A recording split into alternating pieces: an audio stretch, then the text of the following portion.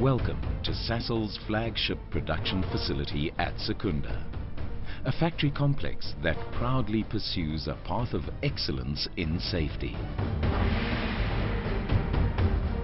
At Sasol, we believe that there is no higher priority than safety, and we believe that all safety-related incidents are preventable. And we are therefore committed to continuously improve to eliminate all safety incidents and to reach a state of zero harm.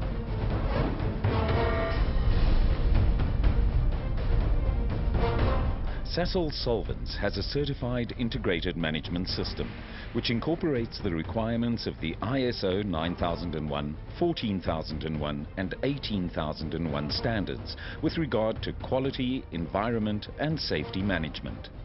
We are a subsidiary of the Chemical and Allied Industries Association and subscribe to the requirements of responsible care. As a global manufacturer and supplier of chemicals, Sasol produces concentrated gases and chemicals that may be harmful to your health. Safety is our foremost priority, and all people entering Sasol's facilities must know and adhere to all safety rules in order to create and ensure a safe working environment. We are all, individually and collectively, accountable for our own safety and the safety of those around us. And we expect the same competence and safety performance from service providers as what we do from our own employees.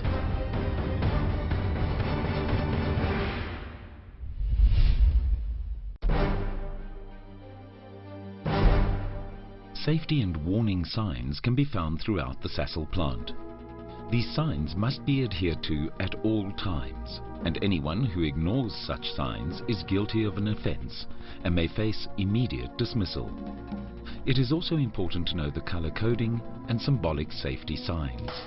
Symbolic safety signs are used as a warning and information signs to help identify dangerous areas as well as the prevention of accidents and incidents. Paying attention to a sign may save your life. It is compulsory for all visitors to wear personal protective equipment in production areas as indicated. The following personal protective equipment or PPE is compulsory at all times in production areas. Safety shoes, a hard hat, eye protection. Note that no dark glasses are permitted. Ear protection, gloves, and flame retardant overalls. Other PPE, such as dust masks and acid suits, may be required in certain areas. This list does not cover all the PPE you may require. You will also require the PPE specific to your job, such as a face shield and welding apron for welders. This will be specified in your task risk assessment. Hazardous products such as acids, acetones, alcohols, hydrogen and nitrogen are found in the Sasol Solvents working environment. These products are liable to be either highly flammable, toxic, corrosive or non-life sustaining and are therefore extremely dangerous.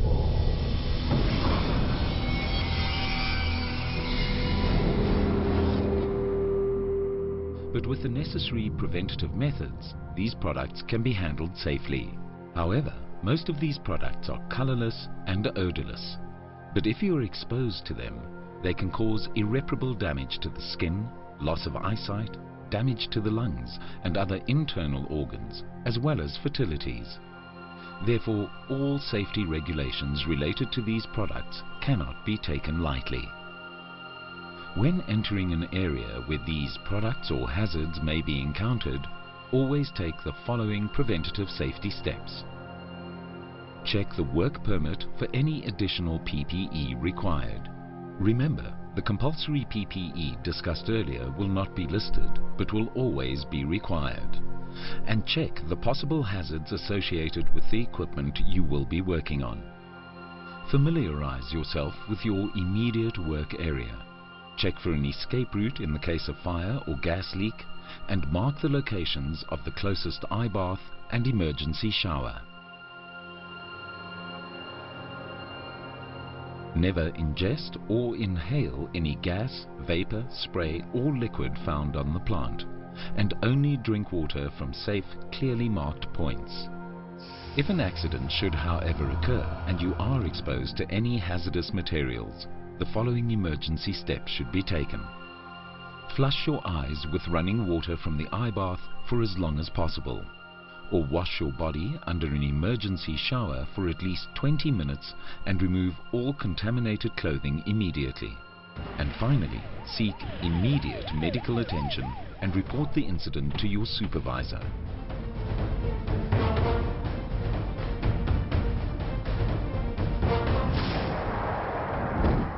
One of our top risks on site is fires and explosions. Sources of ignition may include the following: furnaces, pyrophoric catalyst that will ignite spontaneously when exposed to air; sparks from electrical equipment; drilling, grinding, generators, vehicles, high-pressure cleaning machines; welding, metal spray, switchgear, cameras, and mobile telephones. To prevent fires and explosions, take the following precautions. All work, including the taking of photos, requires a permit. Never do any work without a permit. Check work permits for possible hazards and controls. Make sure gas tests are performed as stipulated on the permit. Stop all hot work in the vicinity immediately if you see any spillage and report the release to the closest production official.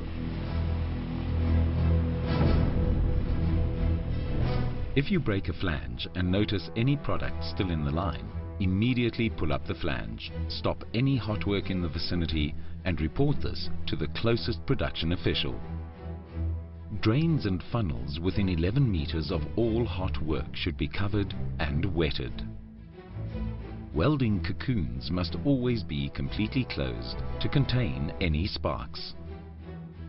All electrical equipment must be inspected by Solvents Electrical Department and declared fit for use.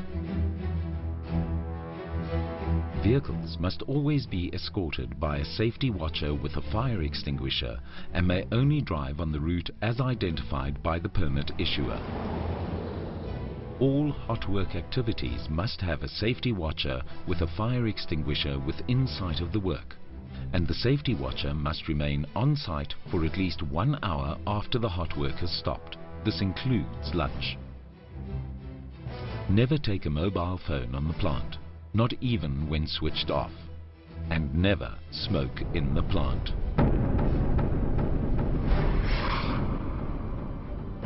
Sasol has installed fire and gas alarms placed at strategic points throughout its operations in Secunda.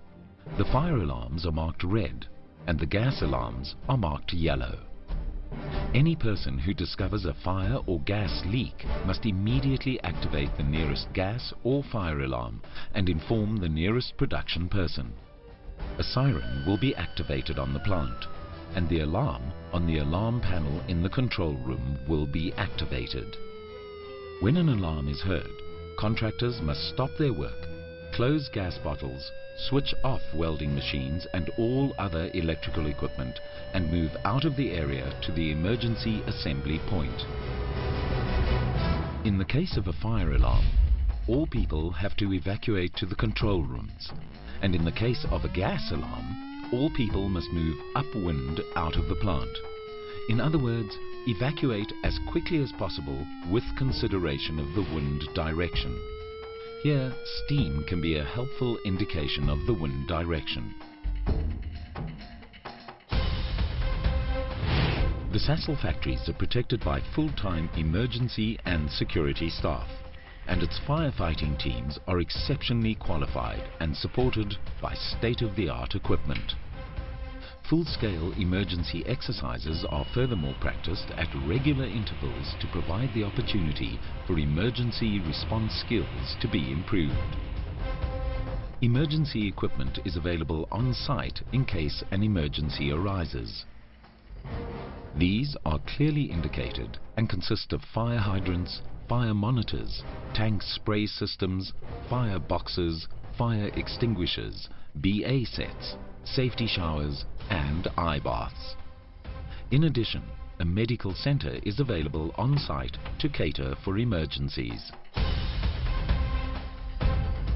You may never tamper with any emergency equipment on site and may not remove any equipment from boxes or store any tools, materials or items in these boxes. You may not put down any tools or materials in front of this equipment. No temporary structure such as scaffolding may stop people getting to the emergency equipment, and no horseplay with any fire or gas alarms is allowed under any circumstances.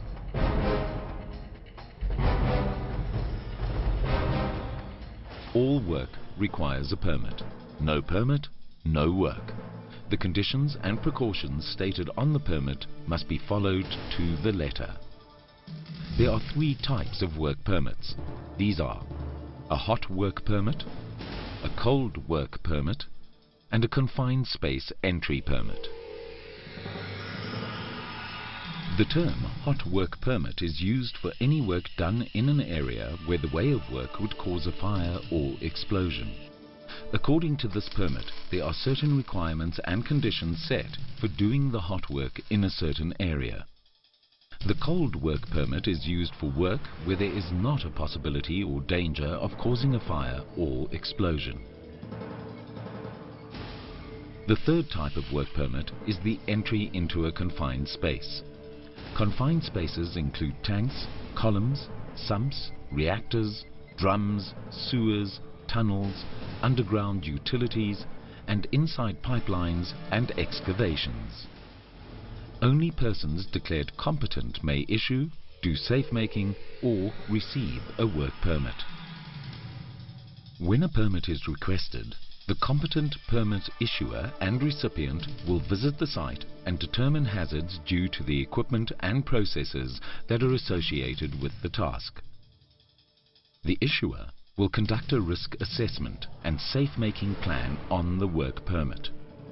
The issuer or dedicated safe maker will then ensure that the equipment is made safe for maintenance work according to the conditions stated in the work permit.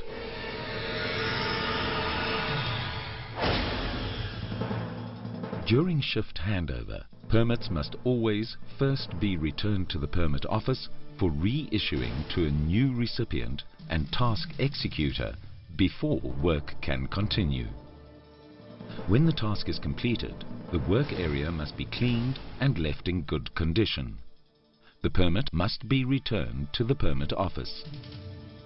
The permit issuer or designated person will inspect the area to ensure good housekeeping, and when he has been satisfied, ask the permit recipient and task executor to sign off the permit. Confined spaces are extremely dangerous and kill many workers in the industry each year, as there may not be enough oxygen to breathe in the confined space, and therefore these confined space entries need to be managed carefully. Drums, columns, column skirts, cooling towers, excavations, tanks, pits, reactors, culverts, pipes and any other vessels are confined spaces and need a special permit before entry. You may never enter into a confined space without the necessary permit, not even for a quick look. You cannot hold your breath in a nitrogen-rich atmosphere, and attempting this could lead to serious injury or death.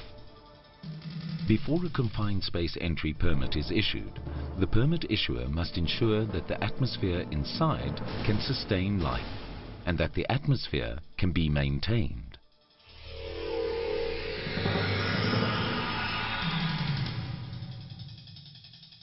To do this, the issuer will first issue a permit to install blanks according to an approved blank list on all lines leading into and out of the vessel. All blanks will be marked with 2 1-meter long streamers. One streamer will be red and the other blue. The streamers help make the blanks visible. The correct installation of these blanks must be verified by both a production and maintenance official and signed off on the blank list. The tags used to install the blanks must be returned to the permit office and attached to the blank list. This allows people to double check that the blanks are installed before entering the vessel. Special red and blue tags are used for vessel entries in place of the standard pink tags.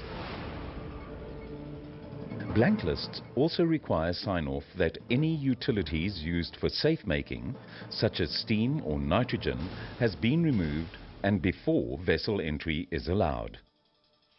The blank list is then verified by a mechanical and production official to ensure that all the blanks are installed correctly. The signed-off blank list is stored where it can be seen in the permit office. Once the blank lists have been verified, the permit issuer will test the atmosphere in the confined space to ensure that the oxygen content is above the 21.7% required to sustain life. After the permit is issued for confined space entry, the permit issuer or designated person will do a 4-hourly gas testing to ensure the atmosphere in the confined space remains life-supporting. A standby will be provided for each confined space entry. You may not enter the vessel without signing on the vessel entry lock and handing over your badge to the standby. When exiting the vessel, you must always sign off on the vessel entry lock. Manholes must always be positively barricaded with a do not enter board when a confined space entry is not in progress.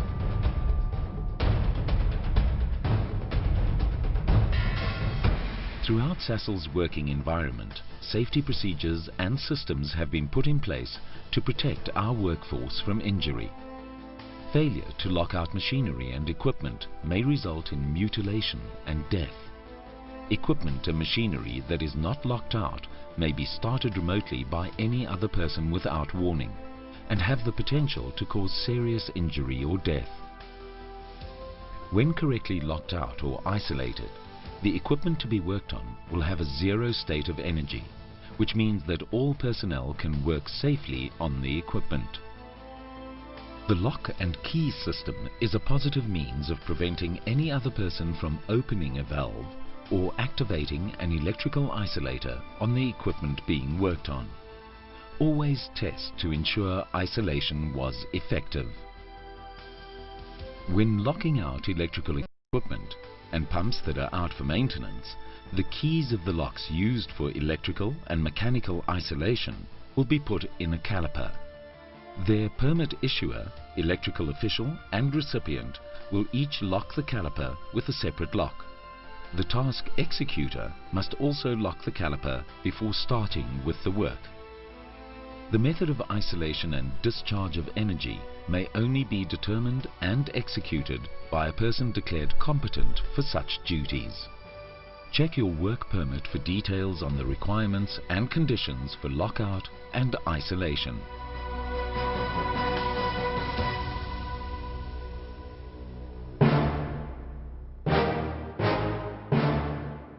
Ultra-high pressure cleaning is frequently used on site to clean condensers and re-boilers. This water pressure is so high that it will amputate or severely damage any body part that it comes into contact with. This could lead to serious injury and death. To prevent contact with the high pressure water, the following rules must be adhered to. High pressure cleaning areas must always be barricaded. All hoses, equipment, lances and PPE should be inspected regularly and be in a good condition at all times. All hose connections must at all times have whiplash protection. Auto feeders shall at all times be used, and a hard scaffold plate barricade shall be installed at the tube side outlet. Working at heights without proper precautions places a person's life at risk and may lead to serious and fatal incidents.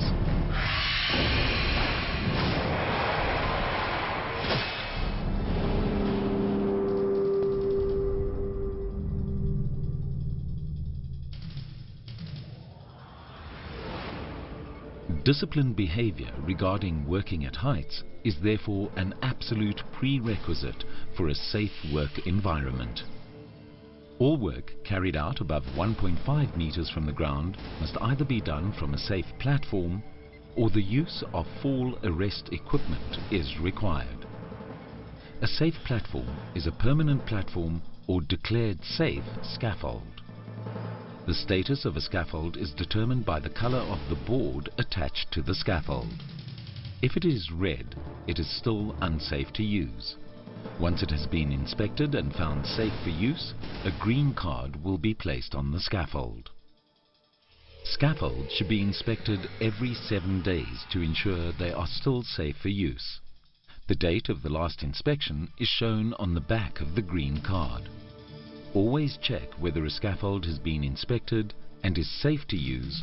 Never use a scaffold with a red card. Only competent scaffold builders with the necessary permit may modify scaffolding. A handrail may never be removed without a grating removal form and necessary permit.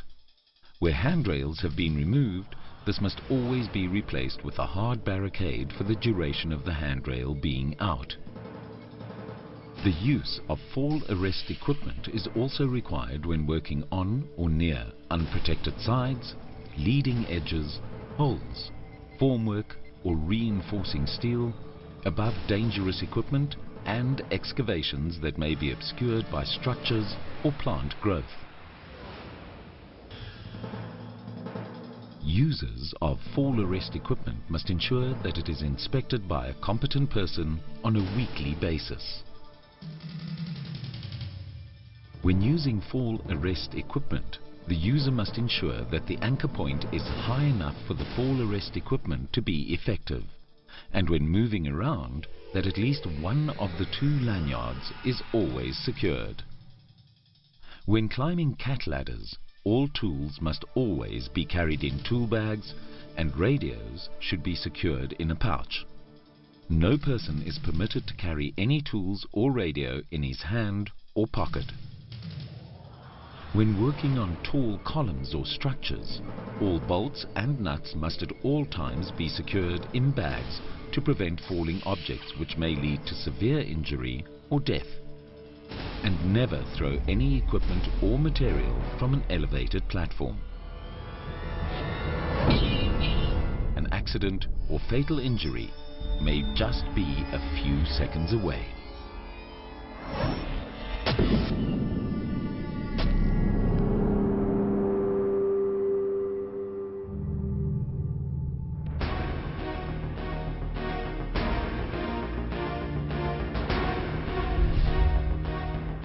Any activity that requires the lifting with machinery and lifting tackle at Sasol Solvents is regarded as a lifting operation, and it is noteworthy that a significant number of incidents and injuries are experienced during these lifting and crane operations. To prevent injuries, the following safety precautions are required during lifting operations. Lifting risk assessments must be done before commencing with the task, and hand signal pictograms must be strategically placed at all fixed lifting gear and on mobile cranes. All lifting gear must be numbered and recorded in a register, must be inspected according to the procedures, and overhead beams must be marked with the safe working load. Only a competent person who has been authorized by their area leader may perform lifting operations, and only lifting devices and equipment that have been certified for use may be used. The load, and not the crane, must always be barricaded on all sides, and the rigger must blow a whistle to warn personnel when the lifting operation is in progress. You may never step over a barricade where lifting operations are in progress.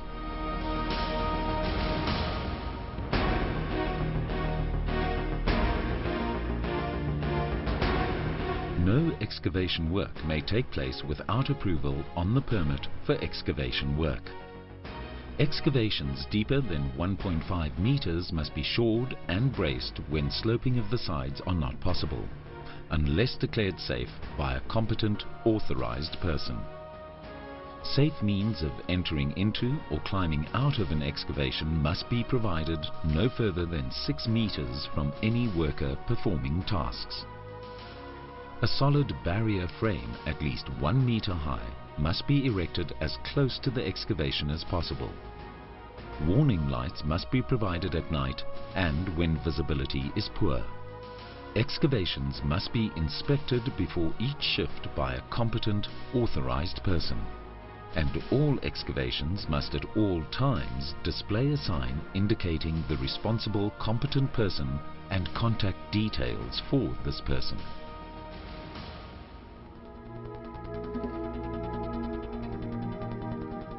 Replacement in kind is replacement with exactly the same or equivalent space or piece of equipment. All changes done to the process or equipment, including changes on material of construction that is not replaced in kind, requires an MOC document, which is authorized by the area leaders of each discipline. No changes may be implemented or operated without this authorization.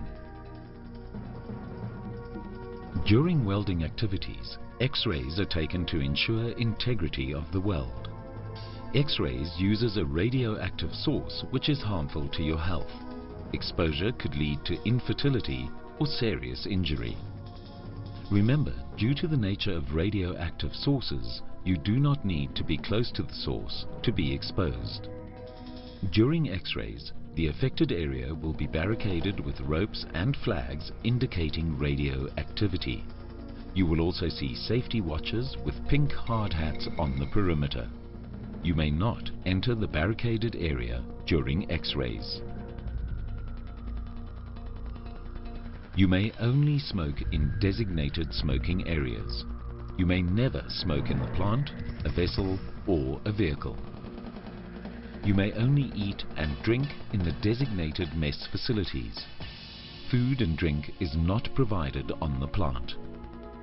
Always wash your hands before eating, drinking, or smoking to prevent ingestion of hazardous chemicals. Sasol Solvents is a high-risk facility, and you may not sleep at any time while on site, not even during your lunch hour. The use of mobile phones is prohibited in or near all production areas without exception. Sasol Solvents is committed to protecting the environment and to perform daily tasks in such a manner as to minimize impacts on the environment. We therefore expect contractors to act in an environmentally responsible manner when working on the solvents plant.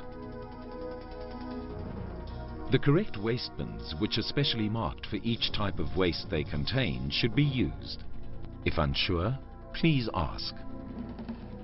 All chemical or product spillages must be reported to the nearest production official. Any person who may have been affected by the spillage must immediately report to the closest production official. No person is allowed to drive a vehicle or any other equipment without a valid driver's license for the particular vehicle or equipment. The speed limit for light motor vehicles in the primary area is 50 km an hour and 40 km an hour for trucks. In the plants, the speed limit is 20 km an hour. Visitors should obey all traffic signs, give right-of-way to trucks, heavy machinery and rail traffic, and always wear their safety belt while driving on site. The following forms of transportation of personnel in the primary area are allowed. Internal combi service. Bus transport may be arranged via internal transport. Normal cars and buses. Passengers seated inside the cab of single and double cab buckies. Bicycles. Walking. At Solvents, we use VBS and SLAM processes to help us work safe. At Solvents, we have a fundamental belief that BBS plays an integral role in ensuring a safe work environment. You are therefore required to participate in this process. From time to time, a BBS observer will visit you during the execution of your task. He will engage with you on a number of safety issues, both good and bad. You will be required to give input to any deviations found and must follow the guidance from the person.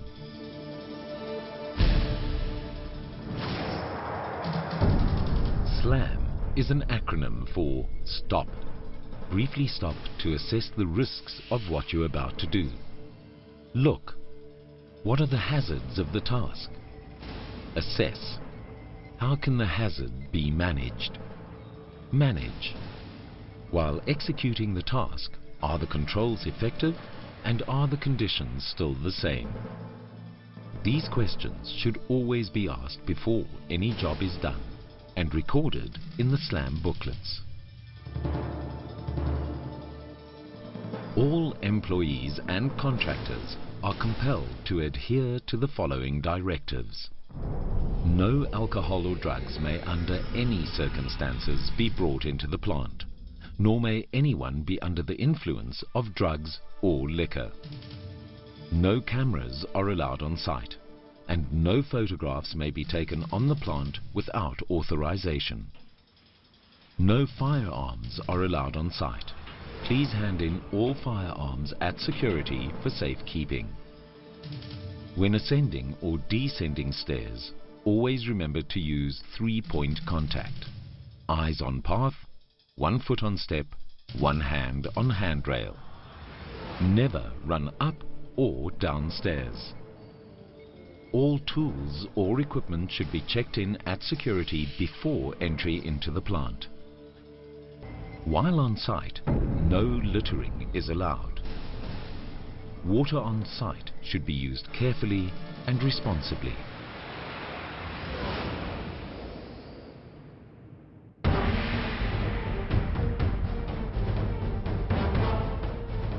Sasol continues to refine its safety, health and environmental procedures and practices. It also empowers its staff to contribute to good ideas as well as to understand their interdependence on one another and the environment. Remember, you have the right to refuse any unsafe activity and a duty to stop any unsafe behavior you might see on site immediately. This ethic has led to greater productivity, greater respect and greater understanding of each individual's role in continuing to build a globally respected, innovative enterprise that each day reaches new frontiers of excellence in safety.